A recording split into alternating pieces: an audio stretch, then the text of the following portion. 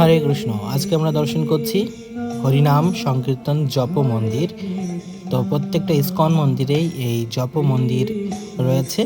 এখানে 108টি গুটি রয়েছে এবং প্রত্যেকটা গুটিতেই হরিনাম সংকীর্তন জপ করে ভক্তরা পরিক্রমা করে থাকেন। তো 1008টি তীর্থ ভ্রমণ করে সেই তীর্থের মৃত্তিকা ও জল সংগ্রহ করে এই মন্দির প্রতিষ্ঠা করা হয়ে থাকে। তো ভক্তরা যদি এই মন্দির হরিনাম সংকীর্তন বা জপ কীর্তনের মাধ্যমে পরিক্রমা করেন, তাহলে তারা সেই 1008টি তীর্থ ভ্রমণ করার পরিক্রমা করার ফল লাভ করতে পারেন। তো আপনারা যখনই ইস্কন মন্দিরে যাবেন বা কোনো মন্দিরে যাবেন, যখনই এই হরিনাম জপ মন্দির পাবেন, আপনারা সেখানে গিয়ে হরিনাম সংকীর্তন জপ করে কৃষ্ণ কৃপা লাভ করতে পারবেন, গৌরাঙ্গ মহাপ্রভুর কৃপা লাভ করতে পারবেন। হরে কৃষ্ণ।